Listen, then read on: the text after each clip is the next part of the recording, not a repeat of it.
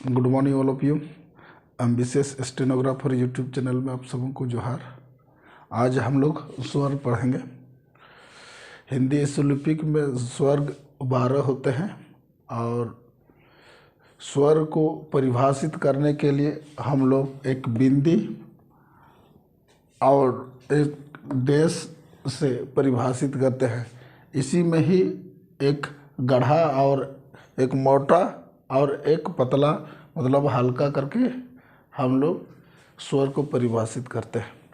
तो इससे पहले हम लोग देखेंगे कि स्वर से पहले हम लोग देखेंगे कि व्यंजन जितना हम लोग पढ़ें उन व्यंजन में के स्थान क्या है। हम लोग जितना भी व्यंजन का रेखा हम लोग ने देखा है, जैसे जब भी हम लोग स्वरलिपि को लिखते हैं तो लाइन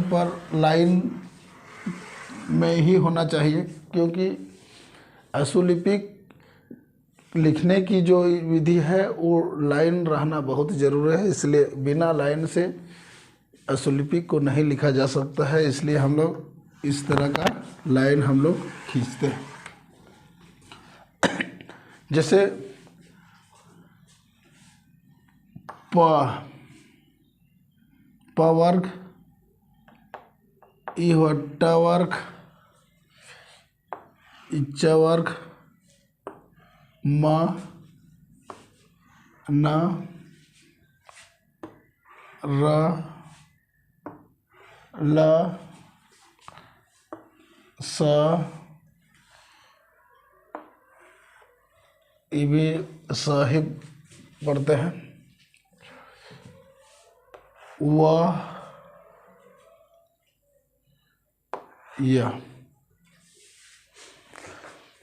ये व्यंजन का एक मोटा मोटी आधार है और इसी में स्थान भी है।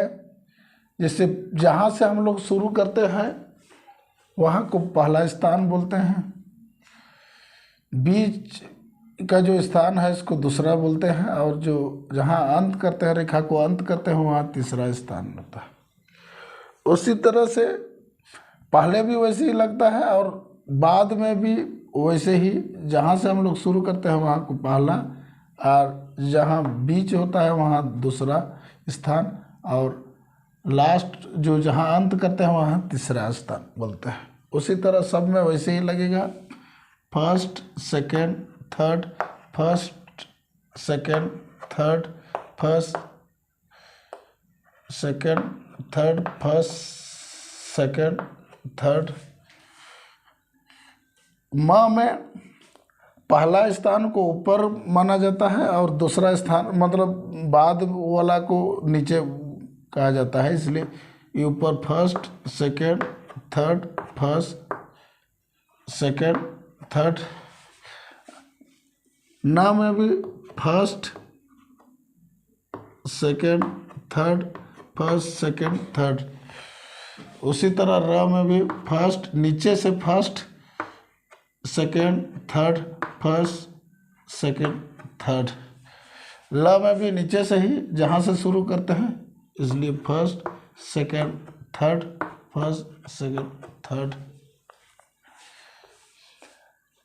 दंत स में हम लोग ऊपर से शुरू किए हैं, इसलिए ऊपर से first second third, first second third. उसी तरह first second third, first second third. Word को हम लोग नीचे से शुरू किए हैं, इसलिए फर्स्ट सेकेंड थर्ड नीचे से ही, first second third, first second third. या को नीचे से ही शुरू किया इसलिए नीचे से ही फर्स्ट सेकेंड थर्ड होगा, फर्स्ट सेकेंड थर्ड। ये जितना भी हम लोग ने देखा ये व्यंजन है, और व्यंजन की जो रेखाएं हैं उन रेखा में कि कैसे स्वर को हम लोग यूज करते हैं, इसलिए हम लोग ने ये चिन्ह किए हैं कि फर्स्ट सेकेंड थर्ड, ताकि हम लोग स्वर को लगाने में हम लोग को सुविधा लगे। इसलिए हम लोग पहले ही अभी थोड़ा देर पहले जो बताए कि स्वर्ण को एक मोटा डैश और मोटा बिंदी से हम लोग परिभाषित करते हैं, या हल्का डैश और हल्का बिंदी से हम लोग परिभाषित करते हैं। तो सबसे पहले मोटा डैश को ही हम लोग पहले देखें। मोटा डैश में जैसे हम यहाँ लिखते हैं मोटा बिंदु, अच्छा बीच में ही लिखते हैं मोटा बिंदु, मोटा डैश। मोटा डैश, मोटा बिंदु में ओ ए और दीर्घ ही आता है। अगर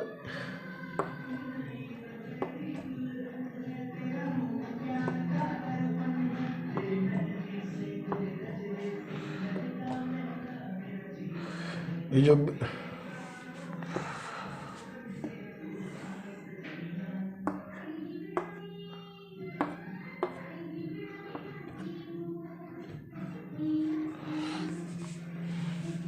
जो हम लोग ने देखा कि ओ जो है वो बिंदी लगा के ऊपर में हम लिखे, ए जो है वो बीच में हम लिखे, और यहाँ दरगई जो है वो सबसे नीचे जो जहाँ अंत के हैं वहाँ लिखे।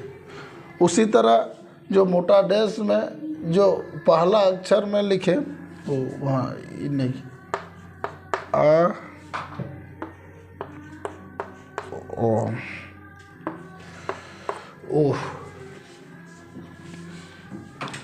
यहाँ जो लिखे हैं मोटा डैश में आ ओ उ, जो जहाँ से हम लोग शुरू किए हैं वहाँ को हम लोग आ लिखे हैं, और जो बीच में है उसको ओ लिखे हैं, और यहाँ लास्ट में जो दीर्घ लिखे हैं यहाँ डैश में। इसको जिस तरह से हम लोग लिखे हैं उसी तरह का ही इसका यूज होता है। जैसे हम लोग शब्द को ही देखते हैं, प वर्ग में ये मिटा देते हैं। प में अगर यहाँ अगर एक बिंदी लगाते हैं तो ई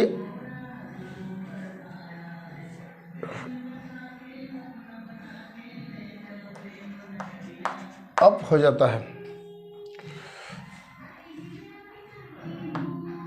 अगर यहाँ बिंदी लगाते हैं तो ई एप बन जाता है। अगर यहाँ लास्ट में अगर बिंदी लगाते हैं प में तो इप बन जाता है। उसी तरह से बाद में अगर हम लोग इसी बिंदी को हम लोग यूज करते हैं तो क्या बनता है देखते हैं।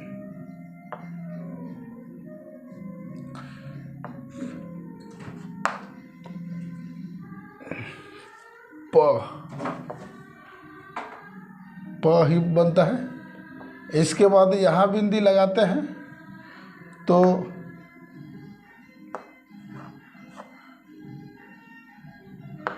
पे, और यहाँ बिंदी लगाते हैं तो पी।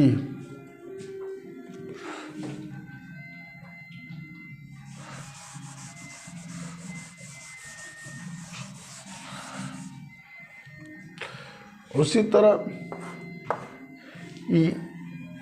ट वर्ग में भी अगर यहाँ बिंदी लगाते हैं तो बन जाता है अट। अगर यहाँ बिंदी लगाते हैं तो ट। यहाँ बिंदी लगाते हैं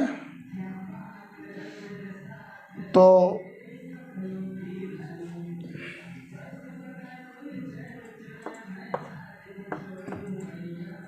एट, यहाँ बिंदी लगाते हैं तो टे, और नीचे में बिंदी लगाते हैं तो ईट, और यहाँ बिंदी लगाते हैं तो टी हो जाता है। उसी तरह सारा जितना भी व्यंजन है सभी में वैसे ही लगता है। आप लोग अभ्यास कीजिए। आज के लिए इतना ही। Thank you.